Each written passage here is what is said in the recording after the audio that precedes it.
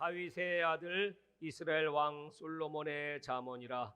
이는 지혜와 훈계를 알게 하며 명철의 말씀을 깨닫게 하며 지혜롭게 공의롭게 정의롭게 정직하게 행할 일에 대하여 훈계를 받게 하며 어리석은 자를 슬기롭게 하며 젊은 자에게 지식과 근신함을 주기 위한 것이니, 지혜 있는 자는 듣고 학식이 더할 것이요 명철한 자는 지략을 얻을 것이라. 잠언과 비유와 지혜 있는 자의 말과 그 오묘한 말을 깨달으리라. 여호와를 경외하는 것이 지식의 근본이거늘 미련한 자는 지혜와 훈계를 멸시하느니라. 내 아들아, 내 아비의 훈계를 들으며 내 어미의 법을 떠나지 말라. 이는 내 머리에 아름다운 관이요 내 목에 금사슬이니라. 아멘. 할렐루야. 오늘은 하나님을 경외하는 지혜로 이끄는 잠언이라는 제목으로 잠언을 같이 한번 나눠보도록 하겠습니다. 잠언하면 여러분 어떤 생각이 드시나요? 지혜를 얻는 책, 머리가 좋아지는 책, 인생의 성공서, 자기 개발서, 성적이 올라가는 책, 기타 등등. 잠언은 그런 이미지로 우리에게 각인되어 있죠. 그러나 잠언은 그것보다 더 놀라운 하나님의 말씀이 기록된 책, 특별히 오늘 읽은 잠언 1장 7절의 말씀과 같이 잠언의 목적, 잠언을 우리에게 주신 이유는 하나님을 경외하는 법을 가르쳐 주시기 위하여, 하나님을 경외하는 것이 지식의 근본이다, 지혜의 근본이다 하는 사실을 알려주시기 위하여 이 잠언을 기록했습니다. 잠언은 누가 기록했을까요? 잠언의 저자는 솔로몬.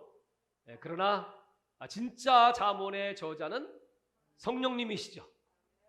솔로몬은 잠언의 많은 부분들을 기록했습니다. 열왕기상 4장 32절에 보면 솔로몬이 지은 잠언은 3천, 또 노래는 1005편. 그러니까 솔로몬은 이 잠언과 또 지혜의 시를 많이 기록했습니다. 그래서 솔로몬이 지은 책이 잠언, 전도서, 아가서, 이 세 권의 책입니다. 그 세 권의 책을 지었을 때가 언제쯤일까? 우리가 아가서라는 책을 보면 이것이 솔로몬이 젊었을 때 지은 책일 것이다, 이게 쉽게 알 수가 있죠. 왜냐하면 그 아가서는 왕이라는 단어가 없고 그냥 솔로몬이라고만 기록됩니다. 그러니까 왕이 되기 전에 젊은 시절에 그 술람미 여인과의 로맨스가 아가서입니다. 그러다가 이 잠언이라는 책은 언제쯤 지었을까요? 오늘 여기 1장 1절에 보시면 이렇게 기록되어 있죠. 다윗의 아들 이스라엘 왕 솔로몬의 잠언이라. 그러니까 이 솔로몬이 왕이 된 다음 그 권력을 견고히 하고, 그리고 성령이 충만했던 시절, 하나님께서 감동을 주셔서 우리 인생의 가장 중요한 지혜가 무엇인가, 하나님을 경외하는 것. 아마 이 글을 쓸 때 솔로몬의 영적 상태는 아주 성령이 충만한 상태, 그 영감 있게 그 하나님의 말씀을 기록했는데, 이 잠언 아주 단락단락의 글들이죠.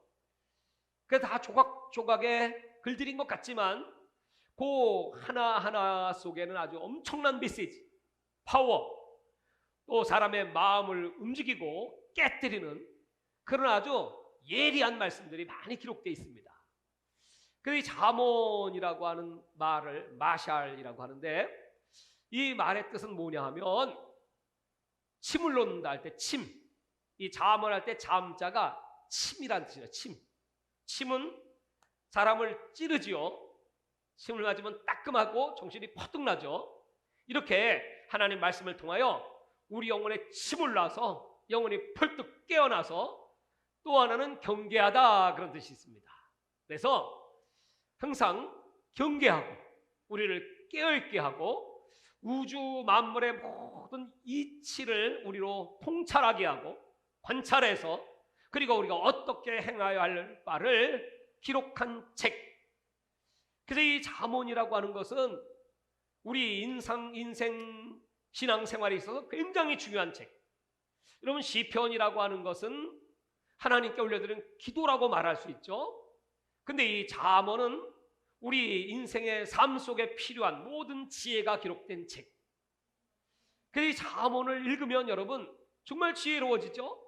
이 잠언을 읽으면 어떻게 살아야 할 바를 알죠. 그리고 진짜 중요한 것은 이 잠언 속에서 정말 의로운 자가 누구인가. 잠언에는 많은 비교 구절들이 있습니다. 의인과 악인, 생명과 사망, 그리고 악한 자들의 길, 의로운 자들의 길, 지혜로운 여인, 우매한 여인, 이런 많은 비교들이 잠언에 있습니다. 이걸 통해서 하나님께서 정말 우리 인생에 가장 필요한 것들, 이걸 알려주시기를 원하는 책. 솔로몬이 아마 나이가 들은 다음에 기록한 책이 전도서일 것입니다. 그 이유는 인생이 헛되도다 5번씩이나 인생의 헛됨을 말한 것을 보면 그가 젊은 시절에 그렇게 그 하나님의 지혜를 얻어서 정치를 잘했고 또 하나님의 그 부귀영화를 다 누렸고 세상 만물을 다 가졌었지만은 나중에 영적으로 어두워지고 또 그 많은 여인들로 말미암아 영적으로 쇠퇴하고 우상이 예루살렘에 들어오기 시작하면서부터 이 솔로몬의 영역은 사라지고 힘도 다 사라지고, 그리고 나서 기록한 책이 바로 전도서입니다. 그래서 전도서의 그 소개는 솔로몬을 이렇게 소개했어요. 자기를 예루살렘의 왕, 이 이스라엘 왕이 아니고 이미 나라가 갈라지기 시작했고 솔로몬의 그 권력이 누수되기 시작했고 그래서 그냥 예루살렘의 왕, 솔로몬의 책, 이렇게 기록하고 있습니다. 그런 걸 보면 여러분, 이 솔로몬의 인생을 통해서 우리가 어떻게 살아야 할까, 어떻게 이 하나님의 축복과 능력을 끝까지 잘 유지할 수 있을까, 무엇이 가장 지혜로운 삶인가, 오늘 잠언을 통하여 여러분 은혜가 임하시기를 주의 이름으로 축원합니다. 자, 그러면 이제 이 잠언의 구조를 한번 보면 이 잠언은 세 구조죠. 서론, 본론, 결론. 오늘 읽은 1장 1절부터 7절까지가 서론입니다. 이 서론에는 왜 잠언을 기록했는지, 잠언을 기록한 목적, 진정한 지혜가 무엇인지 그것이 기록되어 있어요. 잠언은 전편에 있어서 여기 1장 7절뿐만이 아니고 마지막 31장 마지막 절에도 하나님을 경외하는 것이 바로 지식의 근본, 지혜의 근본이라는 말씀을 기록해 놓고 있습니다. 그렇기 위해서는 우리 젊은이들은 하나님 말씀 잘 듣고 또 부모님 말씀 잘 들어야 한다. 그리고 하나님께서 경계하는 것들, 이 우주 만물의 이 이치, 세상 돌아가는 원리, 이런 것들을 잘 알고 통찰해야 된다. 그리고 경계해야 될 것이고 내가 지켜야 될 것이 무엇인가 하는 것을 이 잠언을 자세하게 기록해 놓고 있습니다. 이 잠언에 제일 중요한 게 뭐냐 하면 단계적으로 하나님을 섬길 때 제일 중요한 건 마음이다. 그래서 4장 23절에는 무릇 지킬 만보다 마음을 지켜라. 마음은 생명의 근원에서 나기 때문이다. 그래서 마음은 우리 인간의 조종석과 같습니다. 큰 배가 그 조종사에서, 조종석에서 운행되듯이 또 비행기도 마찬가지고 인생사도 마찬가지로 내 인생을 조절하는 조종석이 바로 내 마음이다. 그래요. 그래서 마음을 지켜야 된다. 하나님은 마음을 단련하십니다. 마음을 연단하십니다. 마음이 어떠한가를 항상 살펴보십니다. 내 마음의 중심에 하나님이 계신가, 내 마음의 중심에 하나님을 경외하는가 경외하지 않는가를 항상 살펴보십니다. 그래서 여러분, 마음 관리를 잘해야 될 것을 이 잠언은 말하고 있고, 마음이 상하면 누가 너희를 일으켜 주겠느냐? 마음의 건강, 육체의 건강보다 더 중요한 마음의 건강, 그 마음이 즐거우면 우리 몸도 건강해지고, 마음이 낙심하면 누가 너희를 일으켜 주겠느냐? 이렇게 기록하고 있습니다. 그 다음에 두 번째가 언어입니다. 이 언어 생활이 얼마나 중요한 것인가. 잠언은 정말 많은 언어, 이 말에 대한 구절들이 참 많죠. 지혜로운 자의 특징은 지혜로운 말을 해요. 그러면 미련한 자의 특징은 뭘까요? 미련한 말을 많이 하는 거죠. 미련한 말을 해요. 그래서 그 마음이 어떠한가가 말로 표현돼요. 그 말을 보면 그 사람이 지혜로운 사람인가 미련한 사람인가를 금방 분별할 수가 있어요. 그래서 이 말, 혀의 능력을 굉장히 강조합니다. 그리고 이제 세 번째, 우리가 살아가는 삶의 태도를 또 말합니다. 그것은 성실한 삶, 근면한 삶. 오늘 여기 1장의 목적을 말씀하는 가운데 이 잠언을 기록한 이유는 바로 우리가 정의, 공의를 향하고 하나님 앞에 정직하게 하려 합니다. 그것이 바로 지혜로운 삶이다. 우리가 세상 살면서 정직하게 살고 또 공의롭게 살고 하나님이 주시는 그 말씀을 따라 살면 하나님께서 그 삶을 보시고 그 사람에게 성공을 예비하시고, 잠언 22장 4절에 보면 하나님께서 우리에게 경외함을 주세요. 하나님을 경외함과 겸손의 결과가 무엇입니까? 바로 영광과 재물과 생명이다. 여러분, 그래서 이 잠언은 우리가 이 땅에서도 하나님이 주시는 그 재물로 말미암아 수치없게 나가지 않고 능력 있게 나누어주는 삶을 살아가는 지혜를 주시고, 무엇보다 우리에게 생명을 주는 책이 바로 잠언이다 라고 하는 것입니다. 그래서 이 잠언 속에는 이 많은 말씀들, 이 찌르는 말씀, 경계하는 말씀, 이 말씀을 통해서 우리 영혼을 소생을 시킵니다. 그래서 우리 영혼이 하나님을 바라보게 하고 그 하나님이 누구신가를 세상에 많은 사람들에게 보여주기 위해서 하나님은 이 잠언을 주신 거죠.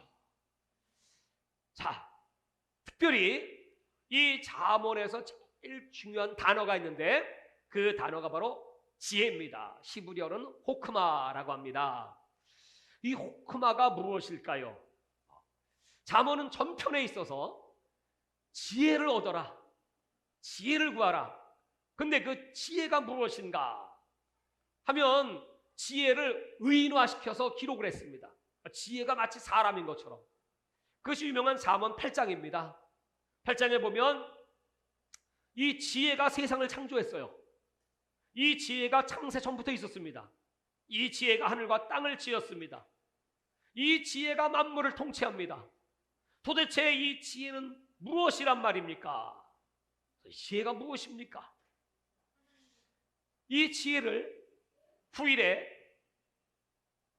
사도 요한은 요한복음을 기록하면서 그 천지 창조할 때 계셨던 그 지혜, 그 지혜가 바로 사람의 몸을 갖고 이 땅에 오셨는데 그 지혜의 이름이 누구냐? 예수 그리스도라. 태초에 하나님이 계셨습니다. 그 하나님이 하나님 말씀과 함께 계셨으니 그 말씀은 곧 하나님이시라. 거기서 쓴 그 말씀을 로고스라고 합니다. 로고스라고 한 말은 당시에 사도 요한이 그 요한복음을 기록할 당시에 그 헬라인들에게 있어서 로고스는 신적 지식, 신적 지혜 또는 신적 이성, 이런 뜻이었습니다. 그러니까 그 헬라인 이방 사람들에게 있어서는 이 로고스가 굉장히 중요한 단어이고, 그것은 올바른 분별력이기도 하고, 그것은 신적인 능력이 바로 로고스다 그랬어요. 그런 이방인들에게 이 요한이 요한복음을 기록한 목적이 무엇이겠습니까? 예수가 너희들이 추구한 그 로고스의 근본이시다. 히브리 사람들에게 있어서는 지혜의 사상이 충만해서 이 세상 만물 속에는 하나님의 지혜가 있다는 걸 믿었어요. 그러니까 잠언은 구약 성경이기에 지혜를 이렇게 의인화해서 태초에 지혜가 있었습니다. 그 지혜가 만물을 창조했습니다. 그 지혜를 얻는 자는 복이 있습니다. 그 지혜를 얻는 비결은 간절히 하나님을 찾고 그 하나님을 사랑하는 자에게, 지혜는 구하는 자에게 주시는 하나님의 선물입니다. 이렇게 잠언 8장 17절에 말씀을 했어요. 그래서 여러분, 그 지혜를 신약과 딱 비교해 보니까 그 지혜의 이름이 뭐다? 예수다. 그래서 예수님의 일생을 쫙 정리해 보니까 그 예수님은 어린 시절부터 지혜로우셨어요. 12살이 됐을 때 저 성전, 예루살렘 성전에 올라가서 그 아버지와 어머니는 예수님이 옆에 있는 줄 알고 따라오는 줄 알고 그냥 길을 가고 있었는데, 예수는 그때 그 성전에서 율법사들과 하나님 말씀을 나누고 있었습니다. 3일 만에 그 예수를 만나서 데리고 오면서 거기 이런 구절이 기록되어 있죠. 누가복음 2장 52절에 보면 예수는 키가 자라시면서 지혜가 더하시고 하나님과 사람들에게 사랑을 받으시더라. 그러니까 어린 시절부터 예수님은 그 지혜 자체이셨습니다. 예수님이 하시는 말씀은 전부 지혜의 말씀이셨어요. 사도 바울은 그 예수님이 지혜로우신 분이라는 걸 알았기에 고린도전서 1장 24절에 그렇게 기록했습니다. 예수는 하나님의 능력이고 예수는 하나님의 지혜십니다. 그렇게 말씀했어요. 하나님의 지혜. 그 예수는 하나님의 형상입니다. 형상이라고 말할 때 그 뜻은 이런 뜻입니다. 도장을 찍는다, 그런 뜻입니다. 그러니까 그 도장의 원판은 하나님이시죠. 그럼 예수는 도장을 뻥 찍은 하나님, 말씀이 육체가 되신 하나님.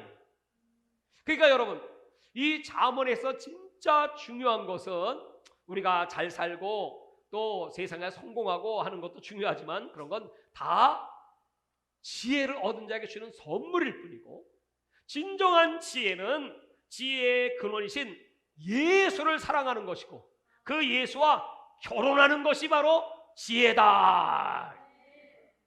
그래서 이 잠언의 맨 마지막에 보면 그 현숙한 여인이 등장합니다. 31장 끝에. 이게 결론이에요. 잠언의 결론은 현숙한 여인을 기록했어요. 이 현숙한 여자가 누굽니까? 현숙한 여자가 누구죠? 지혜로운 여자. 그 여자는 가정을 잘 살피고 또 자녀들 잘 키우고 또 가족들의 모든 필요를 준비하고 또 겨울을 대비해서 뭐 양식도 또 겨울에 입을 옷도 준비하고 또 남편을 장로로 세우고, 그 지혜로운 여인은 많은 사람들에게 존경을 받고 그 자식들도 참으로 우리 어머니는 덕행 있는 지혜로우신 분입니다. 그리고 그 남편도 칭찬을 하면서 세상에 많은 여인이 있으나 이와 같이 덕행 있는 여자 당신뿐이요 하면서 칭찬을 받는, 여러분, 그게 바로 현숙한 여인, 지혜로운 여인이에요. 요즘 시대에 여러분 그런 여성이 계실까요? 있을까요?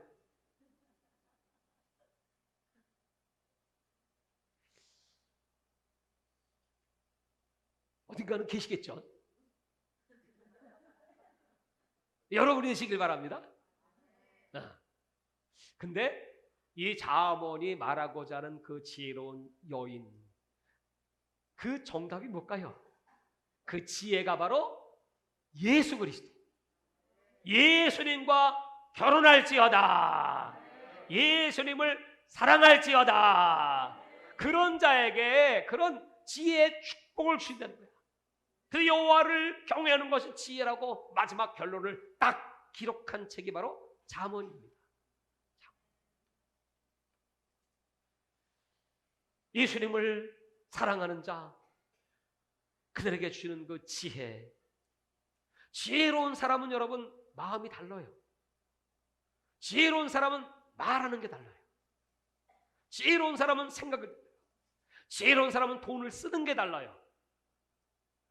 지혜로운 자의 물질은 그의 면류관이다. 이렇게 잠언은 기록하고 있어요. 그러나 미련한 자에게 있어서 물질이 뭐죠? 그것은 미련한 그 자체입니다.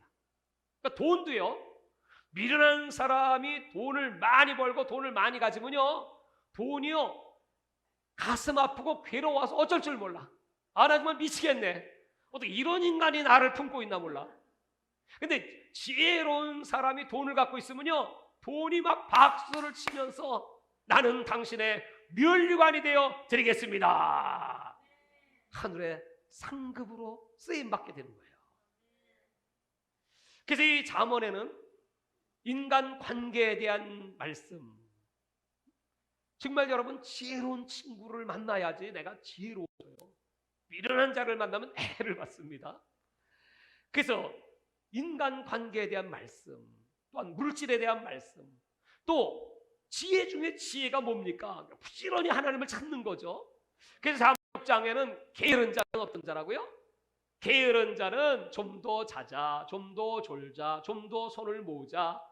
그러면 어떻게 돼요? 강도같이 곰핍이 이루고 그냥 순식간에 가난이 밀려온다. 그래서 부지런해야 될 것을 강조하고 있고, 또 지혜로운 여인과 우매한 여인의 차이가 무엇입니까? 잠언 8장 1절 이하에 보면 지혜가 불러요. 이 지혜가 어디 있나 했더니 성문 위에 있어요. 꼭대기에 있습니다. 근데요, 미련한 우매한 여인이 어디 있나 했더니 그 여인도 성문 꼭대기에 있습니다. 그리고 둘 다 불러요. 지혜로운 자가 부르는 이유는 무엇입니까? 이 명철함을 얻고 지식을 얻고 하나님을 경외함으로 성공자가 되라고 부르는 것이지만, 우매한 여인이 부르는 이유는 무엇이죠? 악을 행하자, 아무도 없다, 우리 집 남편은 멀리 출장을 갔다, 올 밤에 나와 즐기자, 음란하게, 그래서 사람들을 유혹해가지고 사람을 지옥불로 빠뜨리고자 하는 것이 바로 우매한 여인입니다. 그래서 이 둘은, 하나는 지혜는 하나님의 부르심이고 우매한 여인은 우상의 부름이다. 세상은 이와 같이 하나님의 부르심과 우상의 부름, 죄의 부름이 항상 같이 들려옵니다. 그래서 이 잠언에는 많은 길들이 있습니다. 의인의 길과 악인의 길, 그 많은 길들을 제시하고 있고요, 우리는 그 길을 갈 때 이것이 옳은 길인가 옳지 않은 길인가, 어떤 길은 내가 볼 때는 옳은 길인 것 같은데 가보니까 필경은 사망길이야. 그 옳은 길을 가기 위해서는 여러분 통찰을 해야 됩니다. 분별해야 됩니다.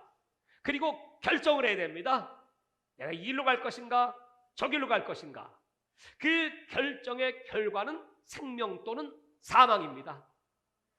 그래서 이 잠언에는 그런 결정을 할 수 있는 아이디어, 지혜를 우리에게 많이 공급을 해줘요. 그리고 이 잠언에 있어서 하나님께서는 우리 성도들이 세상에서 꼬리가 되지 않고 머리가 되고 아래에 있지 않고 위에 있게 살기를 원하셔서 그 길이 바로 정직한 것이야. 완전한 자, 그 자는 바로 정직한 자에게 완전한 지혜가 임하느니라. 그래서 이 지혜와 명철을 가진 자는 복이 있다. 그래서 여러분 지혜를 구하고 명철을 구하세요. 솔로몬이 이렇게 하나님께 그 젊은 시절에 성령이 충만해서 지혜와 명철을 구한 결과, 그 솔로몬의 재판부터 시작돼서 말이죠, 그는 그 영광이 아주 크게 달했습니다. 그래서 역대기나 열왕기서에 보면 이방의 많은 왕들이 솔로몬을 막 찾아왔어요. 뭐 그 가운데 이제 유명한 왕이 이제 스바의 여왕이었죠. 그 솔로몬을 보고 정신이 현란할 정도로 그렇게 솔로몬을 찬양했던 여자. 근데 성경에 보면 이제 10왕들이 온 걸 보면 어디서 왔을까요? 중국에서도 왔을 것이고 인도에서도 왔을 것이고. 그래서 이 연대기적으로 보면 이 솔로몬의 그 잠언을 들은 사람들이 중국 왕이 와서 이걸 듣고 중국의 그 사상 가운데 이 솔로몬의 지혜가 있습니다. 인도의 왕이 와서 이 잠언을 듣고 인도의 사상 가운데도 이 솔로몬의 잠언이 있습니다. 그러니까 이 잠언은 전 세계 역사 가운데 아주 보편적인 원리, 하나님께서 어떻게 세상을 통치해 가시고 그리고 어떤 사람이 축복된 사람인가를 다 기록해 놓은 책. 그러니까 여러분 날마다 이 잠언을 사랑하고 잠언을 읽으셔야 되겠죠? 하루에 3장, 또 잠언, 시편 하루에 3편, 잠언 하루에 3장. 이렇게 읽으면요, 이렇게 읽으면 한 달이면 다 읽어. 그래서 이 시편을 읽으면 하나님을 찾는 열망, 하나님을 사랑하는 마음이 막 충만해지고, 잠언을 읽으면 그 하나님의 지혜가 임해서 하나는 시편은 하나님과의 관계, 잠언은 인간관계, 세상 속에서 어떻게 성공적 삶을 살 수 있는가, 이걸 가르쳐줘요. 제가 어젯밤에 그래서 이 말씀을 준비하면서 잠언을 읽으면서 말이죠, 이야, 정말 이 놀라운 하나님의 보물이 이 안에 다 숨겨져 있는데, 이것은 우리가 이 땅에서만 성공의 메시지가 아니라 내세 이르기까지 영원한 세계, 하나님은 우리들이 하나님의 인격을 배우고 하나님의 형상을 닮아가고 그리고 예수님을 닮아가기를 원하시죠. 평생에 우리가 잠언을 읽으면서 그 하나님을 사랑하는 법을 배우고 하나님의 지혜를 얻게 되면 그 다음부터 하나님이 예비하신 그 놀라운 축복들, 이걸 누리라는 거예요. 제가 요새 여러분들을 이렇게 좀 만나면서 내가 기도를 해드리는 분들이 있어요. 그분들이 참 인생을 험하게 살았어. 그래서 인생에는 어떻게 성공자가 됐어. 근데 문제는 뭐냐 하면 자녀들이 문제야.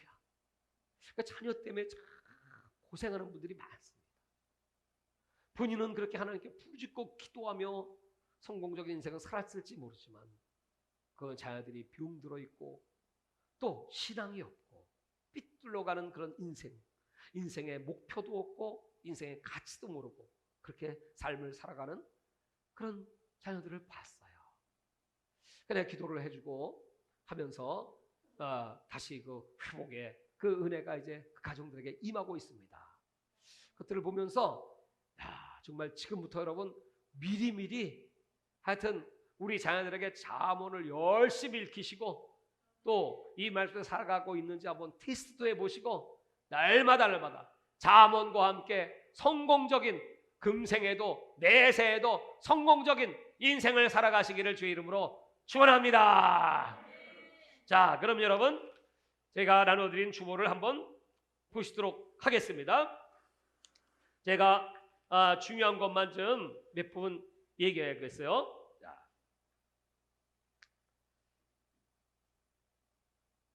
여기 이제 중간에 보면 이 잠언이라고 하는 것이 6부분인데 1장 1절부터 7절까지가 목적과 주제고요.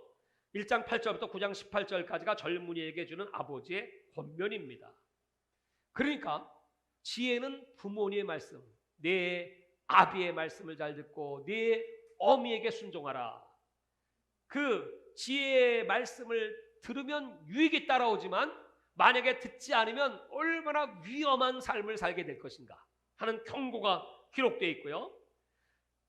지혜의 원리가 10장 1절부터 기록되어 있고 지혜의 능력이 25장 1절부터 29장까지 기록되어 있습니다. 그리고 지혜에 대한 비유와 현숙한 여인에 대한 기록으로 결론을 맺고 있습니다. 이 잠언의 신학적 주제가 뭐냐면 어떻게 의로운 삶을 살 수 있는가, 이것입니다. 어떻게 의로운 삶에는요 2가지가 있는데, 하나는 이 세상적인 의, 사법적 의죠. 이게 이제 세상에서 법을 지키며 이렇게 깨끗하게 살아가는 것. 근데 2번째 의는 이 관계적 의입니다. 이 관계적인 의라고 하는 것은 하나님과의 관계. 그 성경이 말하는 의인과 악인은 너는 하나님과 관계를 맺은 사람이냐 하나님과 관계가 없는 사람이냐 이걸로 결정돼요.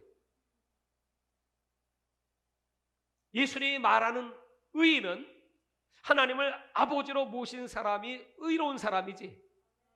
그리고 예수님께서 하늘 올라가시기 직전에 하신 말씀께서 성령이 오셔서 하는 일은 죄에 대하여, 의에 대하여, 심판에 대하여 그 의가 뭐냐 하면 바로 예수님이 아버지께로 가는 사건이고, 다시 말해 부활이고, 그 부활을 믿는 사람이 의로운 사람이다. 그래서 그 의는요 7번 넘어져도 다시 일어날 수 있어. 예수님은 70번에 7번도 용서하시기 때문에. 그래서 의는 날마다 하나님을 의지하고 좌절했다가도 벌떡 일어나는 오뚜기 같은 인생이다. 이게 의인의 개념이에요. 악인은 그렇지 않습니다. 넘어지면 일어나지 않습니다. 악인은 하나님과의 관계가 없기 때문에 생명이 없습니다. 악인의 끝은 사망입니다. 의인의 끝은 생명입니다. 잠언은 이 말씀을 강조하고 있습니다. 그래서 하나님과의 올바른 관계를 가져라. 그리고 이 잠언의 지혜를 얻으려면 관찰을 해야 된다. 우주 속에는 하나님의 원리가 있다. 그 하나님의 생명의 원리를 알아야 되고, 그리고 그것을 배워야 한다. 그리고 성찰하고 반성해야 된다. 날마다 깨닫고 잘못된 것은 회개하고. 공부를 잘하는 학생들은 항상 오답 노트가 있다 그래요. 오답. 그러니까 공부 못한 학생은 맨날 내가 아는 것만 쓰고 모르는 건 에이 골치 아파. 신앙생활 똑같습니다, 여러분. 신앙생활 하면서도 아유 성경 읽다가 아유 골치 아파. 이건 관도. 여러분 지혜는요 이 하나님 말씀을 치우침 없이 다 배우고요, 좌로나 치우침 없이. 그래서 내가 실패하면 반드시 오답 너프를 기억해. 아 내가 왜 쓰러졌지? 내가 왜 넘어졌지? 이럴 때는 어떻게 해야 되나? 하고 정답을 찾을 때 여러분 그 신앙이 성장하는 법이고, 그리고 그 믿음이 온전해지는 법입니다. 그걸 지금 강조하고 있어요. 그 다음에 하나님은 지혜의 근본이시기 때문에 하나님을 경외하는 자에게 지혜를 주신다. 그러니까 지혜는 아무에게나 주지 않습니다. 그 말은 뭐냐면 내 마음속에 항상 하나님이 계시고 하나님을 사랑하는 마음이 있고 마다 하나님을 간절히 찾는 겁니다.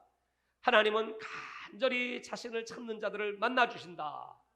그러니까 여러분 하나님을 사랑하는 마음이 내 속에 있는지, 요한복음에는 그 하나님을 사랑하는 사람들에게 하나님은 계명을 주셨어요. 하나님을 사랑하는 사람의 그 특징은 계명을 즐거워해. 그래서 말씀을 사랑하고 말씀을 지켜. 근데 하나님을 사랑하지 않는 사람들은 딱 보면 알아요. 말씀이 별로 내 삶 속에 귀한 것이 아니야. 그래서 여러분 대개 이제 교회에서도 마찬가지죠. 예배드리는 태도를 보면 금방 알죠. 하나님을 사랑하는 사람은 그냥 하나님 말씀에 하고 귀를 기울이죠. 저는요 설교를 이렇게 하지만 어떤 교회는 설교를 듣습니다. 어떤 딴 목사님들이 설교라든지 하게 되면요 난 한마디도 그 말씀 놓치지 않으려고 난 설교 노트가 있어요. 거기다 기록을 해. 그래갖고 다시 읽어보고 참으로 귀한 말씀이구나. 또 내가 준비한 말씀을 또 노트를, 아마 그동안에 하나님 말씀을 받은 영감이라든지 또 준비한 말씀을 기록한 노트를 다 쌓아놓으면 지금도 다 있는데 그거 이삿짐 굉장합니다. 그거 그게 소중한 거야. 물론 이제 그 다음부터는 이제 바빠서 뭐 보지도 않고 한다고 할지라도 언제든지 그걸 펼쳐보면 거기에 그때 당시에 내가 받은 감동, 이때 나의 영적 상태, 이때 나의 문제점은 무엇이었나, 또 그때 전한 그 말씀들. 근데요 공통점이 있어요. 그 오래 전한 그 말씀이 지금도 동일하게 그때의 형편이나 지금의 형편이나 이 세상 돌아가는 원리는 똑같습니다. 힘든 건 마찬가지고 위기도 마찬가지고 똑같아. 정도의 차이는 있지만 그걸 보면서 하나님 말씀은 영원하고 변함이 없는 완벽하신 하나님의 말씀이신 것을 믿습니다. 깨닫게 돼. 요새 여러분 전도 훈련을 받으시잖아요. 그런 것도 여러분들이 이제 잘 이렇게 모아놓고 또 읽어보고 또 제가 여러분 하나님 말씀을 그냥 막 보내지 않습니까? 또 이렇게 주보로 이렇게 전해주고 있잖아요. 여러분 이거는 그냥 나오는 게 아니고 연구하고 또 많은 책들도 읽어보고 또 기도하면서 또 이걸 이제 정리를 이제 토요일 날 이제 다 하죠. 이 주보로 찍기까지. 여기에는 저의 모든 그 노력, 수고, 이게 다 여기에 녹아 있는 거야. 그러니까 어떤 사람들은 그냥 예배 딱 끝나면 이거 던져놓고 그냥 가시대. 그러면 제가 이렇게 보면 얼마나 섭섭하겠어요. 그죠? 하나님이 그러시다는 거야. 지혜는 하나님 말씀 속에 있는데 이걸 귀중히 여기는 그런 태도를 가져야 할 텐데, 그래서 그냥 버리고 가면 할 수 없지. 나는 그냥 끈질긴 사람이니까. 근데 카톡으로 다 보내. 끝까지 물고 늘어줘야 돼. 그냥 하나님 말씀을 좀 읽으세요. 하나님을 사랑하세요. 왜요? 나는 목자니까. 우리 성도들이 복을 받아야 하니까. 생명을 얻어야 되니까. 그렇죠? 그게 목자의 마음이에요. 예수님의 마음이에요. 여러분, 이 놀라운 진리를 나만 알면 안 되죠. 나만 누리면 안 되죠. 그래서 여러분, 지혜는 딴 게 아니에요. 이 말씀을 대하는 태도예요. 태도. 그 지혜가 바로 말씀이고, 그 말씀이 육체가 되신 분이 바로 예수다. 그 지혜가 예수야, 예수. 그러니까 딱 바꿔놓고 그냥 예수, 날마다 그냥 여러분, 지혜 중에 지혜가 뭐예요? 그러니까 예수 불러요. 주야가 지혜야. 그렇지, 그렇지. 주야, 주야. 그게 지혜야지. 그럼 지혜가 오는 거야, 이게. 우리가 여러분, 앞으로 무슨 일이 터질지 어떻게 알아요? 내일 일은 알 수 없어요. 이 불안전한 불확실성의 시대 속에 어떻게 삽니까? 앞으로 경제는 어떻게 흘러갈까? 정말 경제 파탄의 역사가 이 땅에 도래할까? 이 코로나는 어떻게 변종이 계속될까? 어떻게 사탄은 이 땅을 죽음으로 몰아갈까? 전쟁을 터뜨릴까? 뭐 내일 일을 우리가 알 수 없습니다.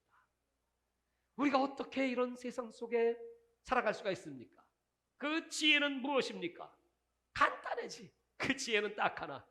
주의 이름을 부르는 자는 구원을 얻으리로다. 그게 지혜야. 그러면 기도는 지혜의 결정판이 바로 기도입니다. 내가 여자였으면 내가 이 지혜에 그렇게 이름을 지을 뻔했어. 그죠?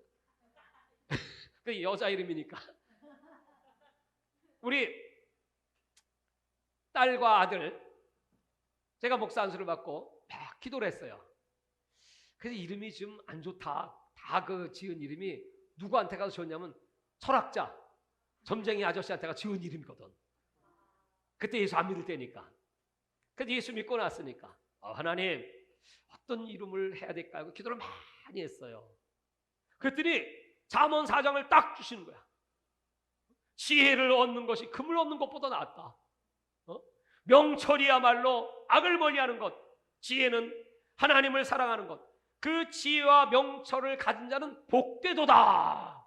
그 말씀을 딱 받아갖고 우리 딸 너는 지혜, 너는 명철. 그리고 제가 지혜와 명철을 갖게 됐어요. 할렐루야. 근데 어느 날 우리 집사람이 여보 내가 꿈을 꾸었어요. 무슨 꿈? 그랬더니 하나님께서 내 이름을 바꿔주셨대. 뭐라고? 그랬더니 좋아래. 좋아. 너는 좋아다. 그 생각을 좋아? 좋아? 에이 너 방정 맞아. 그래서 그 좋아가 뭐야? 근데 하나님께 좋아가 무슨 뜻이에요? 하고 하나님께 기도했더니 하나님이 딱 해석을 하죠. 조자는 도울 조자다. 아자는 아담할 우할 아담하게 섬기는 돕는 자가 좋아다. 그럼 하와네? 하와는 돕는 배필이다. 근데 그냥 하와가 아니고 조아가 아니고 오조아네. 그래서 오조아. 여러분 그 이름을 받은 거예요. 그러니까 여러분 지혜와 명철을 갖고 정말 아담하게 나를 돕는 자가 있다면 여러분 얼마나 감사합니까? 그 날마다 기도하기를 이름값 할지어다. 그렇죠?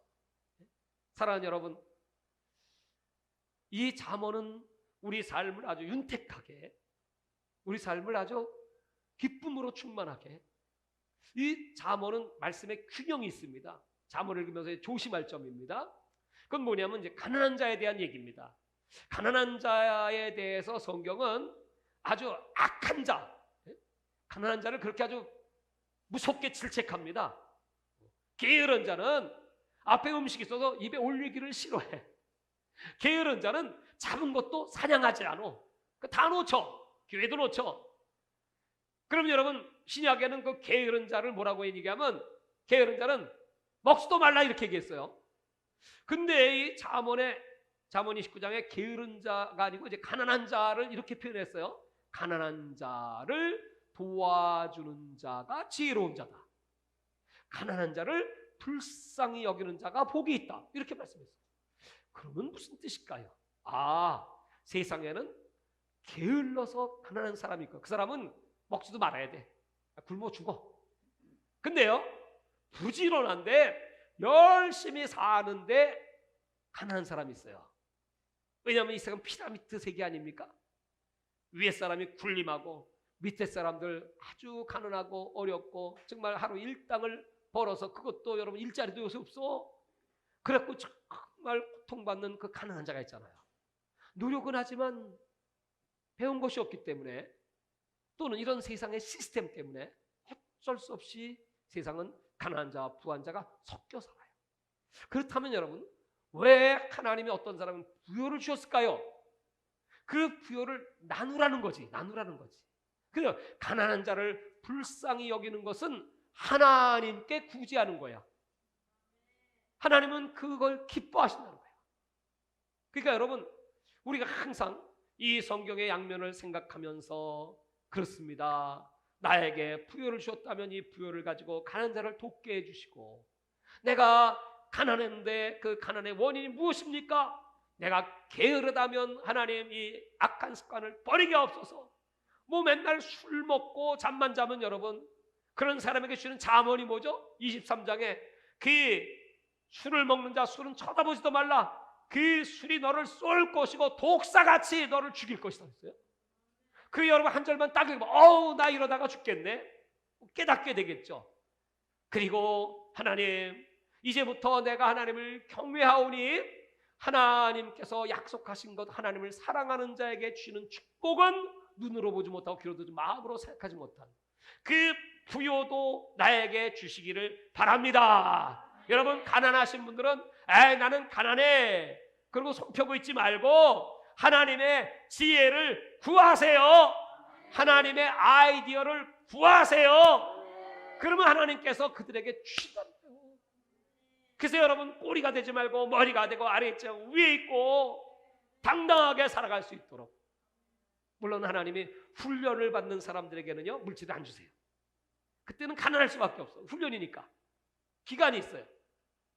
그동안은 죽었다 깨도 물질 안 주셔. 그러나 물질을 다스릴 줄 알고 나눌 줄 알고 그리고 하나님을 사랑하는 자들에게 때가 되면 하나님이 그때부터 물질을 주세요. 물질 갖고 하나님의 일 열심히 하는 겁니다. 사랑하는 여러분, 이렇게 이 잠언에는 우리가 상상할 수 없었던 빚 보증 쓰지 마세요. 그러면 같이 망하는 겁니다. 또 잠언에는 탐식, 너무 먹는 거 많이 좋아하지 마세요. 그것도 미련한 겁니다. 또 말도 조심하세요. 잠언에는 인간 관계를 어떻게 해야 잘할 수 있는가. 미련한 자들 여러분 옆에 두지 마세요. 술 취한 자에게 가시를 주는 것 같다. 막 후들러대니까 그 사람은 말하는 거 보면 금방 알아요. 유순한 대답은 분을 멈추게 합니다. 항상 온유하고 겸손한 사람, 항상 말씀을 받고 남들이 어떻게 나에게 반응한다고 할지라도 거기에 좌우되지 않고 마음의 중심을 지키는 사람, 그건 지혜로운 사람이에요. 그러니까 여러분, 혈기 내는 사람들, 내 승질대로 하는 사람들, 그 사람들은 미련 그런 거 써붙이고 다니는 거야. 그러면 이제 여러분들은 그럴 거죠. 저 미련한 것 같으니라. 또 그러면 안 돼. 그러면 미련한 자라고 형제를 미련한 자라고 하면 라가라는 자는 지옥 가니까. 그러니까 지혜로운 자는 미련한 줄 알면서도 가만히 있어. 그리고 기도만 해줘. 미련한 것 같으니라고 그래갖고 텐탕 싸우래가 똑같이 미련한 자야. 여러분, 목회를 하면서도요, 또는 이렇게 뭐 연합운동이라든지 뭐 목사님 이렇게 많이 만나잖아요. 보면 알아요. 저 사람은 미련을 써붙이고 다녀. 근데 그래서 미련한 자에게 미련하다고 말하면 큰일 납니다. 절대로 얘기하면 안 돼. 그거 듣고 깨달을 자가 있어. 채찍을 가하면 깨닫는 자, 그 사람은 말해줘도 돼. 근데 그 사람은 들을 사람이 아니야. 그 사람은요, 기도만 해줘야 돼. 그게 지혜예요. 하여튼 여러분, 이 세상 사시면서 자기 주관 고집이 굉장히 센 사람이 있어요. 그 사람은 오늘 말씀처럼 하나님의 말씀이 들어갈 자리가 없는 거야. 자기 주관, 자기 소견, 내 생각에는 굉장히 위험한 사람입니다. 그 사람은 자기가 대단히 지혜로운 줄 알아. 그런데 미련이라고 써붙이고 다녀. 하나님 앞에 정직해야 돼. 나는 정말 올바른 인간 관계를 하고 있는가? 난 정말 예수를 사랑하는가? 사랑하면 말로만 하지 말고 계명을 지키세요. 계명을 지키는 게 사랑의 증거예요. 이건 어떤 율법의 행위를 강조하는 것이 아닙니다. 이 자체가 복음입니다. 복음. 그래서 우리가 복음으로 살고 하나님 말씀으로 살아서 여러분, 우리 남은 여생 하나님의 사랑받고 겸손과 여호와를 경외함의 보응은 영광과 재물과 생명이다. 하나님을 경외하는 지혜로운 자 되셔서 여러분, 이 땅에서 영광의 자리에 재물도 풍성히 그리고 영원한 생명을 누리시기를 주의 이름으로 축원합니다.